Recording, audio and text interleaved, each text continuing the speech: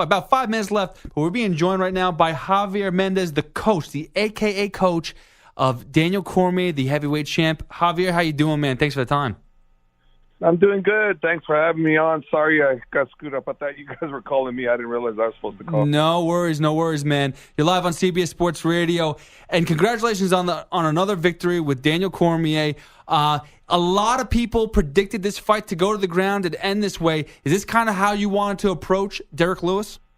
Yeah, 100%. Derek is way too powerful for us to risk standing with him. He's probably the strongest, most powerful striker we've ever faced. And, Daniel, was this a safe fight for him? Was this the perfect fight, the perfect time to get, another fight under your belt before potentially calling it a career? He's my fighter of the year, too, man.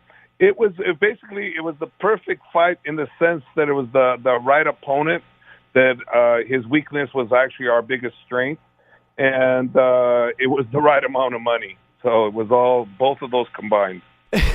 So do you believe when Daniel Cormier says he's only got one fight left and he's going to cash in with Brock, do you believe Brock is the only guy he has his eyes set on next?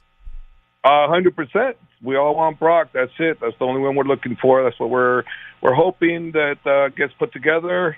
So come January, Brock, hopefully gets his clearance, and we'll rock and roll, and then Daniel finishes his career the way he needs to.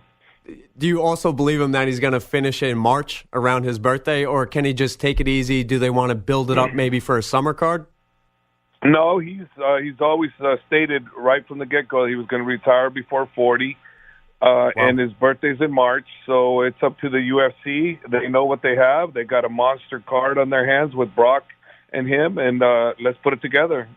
Daniel's healthy, and that's what we're looking for. We're looking for that fight and that fight only.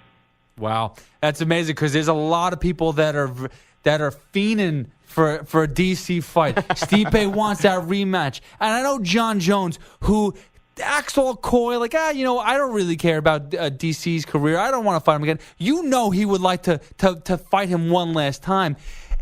If DC does actually hang up that one last time fight after Brock Lesnar, is his next step to the WWE? I think it's going to be on the somewhere in the line of television. Definitely WWE. I don't think so. I think he loves it, but I think he's made to be a commentator. He's made to be a host. The guy's a natural performer. People love him. He's just got an enormous personality that he needs to be behind the mic or behind camera. So you're saying we're going to see him in movies soon? Not movies. I don't think movies is his calling. I think like analysts, NFL, talk shows, things of that nature. That's what you'll be seeing him in. You're definitely going to be seeing him in the UFC like he does now. But after Brock, I think he should call it quits and do what he says. He's got another life.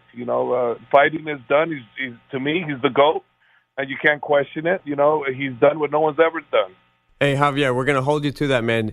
When you joined us after, I believe it was UFC 223, you told us what you thought a Khabib-Conor pay-per-view would do. Dude, you pretty much nailed it. I believe you when you say that Daniel Cormier is going to stick to his fighting before his birthday, and he's going to walk away on his own terms. Again, thank you for joining us on Late Notice. We're being joined by Javier Mendez, the great AKA coach, on Twitter at AKA Jav.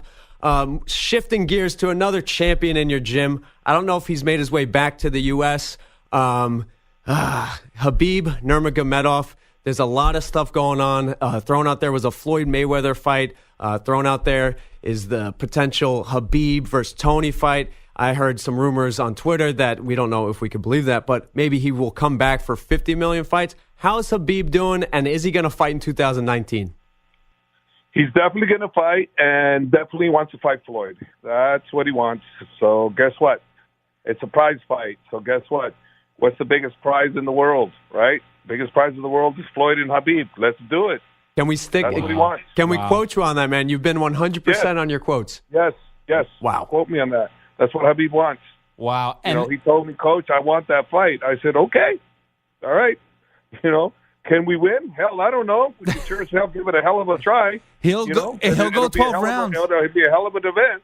That's for sure. And really quickly, too, After that Floyd Mayweather fight, is there anybody that Khabib really wants to fight in the UFC anymore, or does he really care about the UFC? Does he want to move on from the UFC? Oh no, he still wants to fight. I mean, he definitely wants to fight with GSP, and from a sports perspective, Tony deserves the next title shot. So those are the three.